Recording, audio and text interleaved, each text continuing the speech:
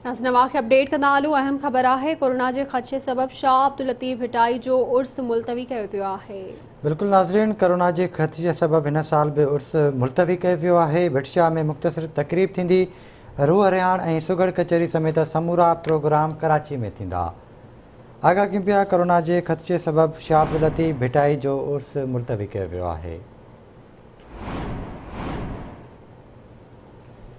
तफ़सील वठंदासीं भिटशाह मां मुस्तकीम समूह खां। मुस्तकीम, छा तफ़सील आहिनि?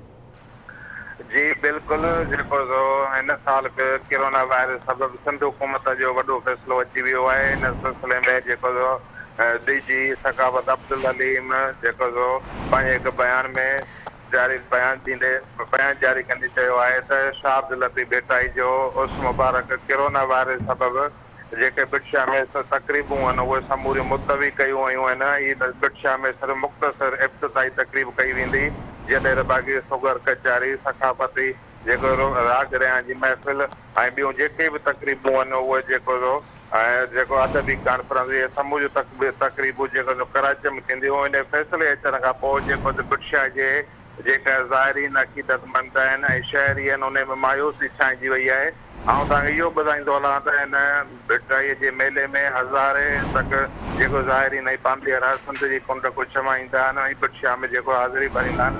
ऐं ॿिए तरफ़ तव्हांखे इहो ॿुधाईंदो हलां त जेको भिटशाह में जेको उर्स मुबारक दौरान जेको हज़ारे माण्हुनि जो जेको रोज़गार वापसि आहे ऐं इन साल बि केतिरे माण्हुनि जो जेको उमेदूं वापसि आयूं त भिटशाह में जेको उर्स मुबारक थींदो। पर अॼु जेको बयान जारी करे सिंध हुकूमत जेको ऐलान कयो आहे त भिटशाह में शाह अब्दुल लतीफ़ भिटाई जूं तकरीबूं जेके आहिनि उर्स मुबारक जूं कोरोना वायरस सबब जेको मुलतवी थियो उन खां पोइ भिटशाह में शायदि न पंहिंजे मायूसी छांइजी वई आहे। जी बड़ी मेहरबानी जी अपडेट करण लाइ।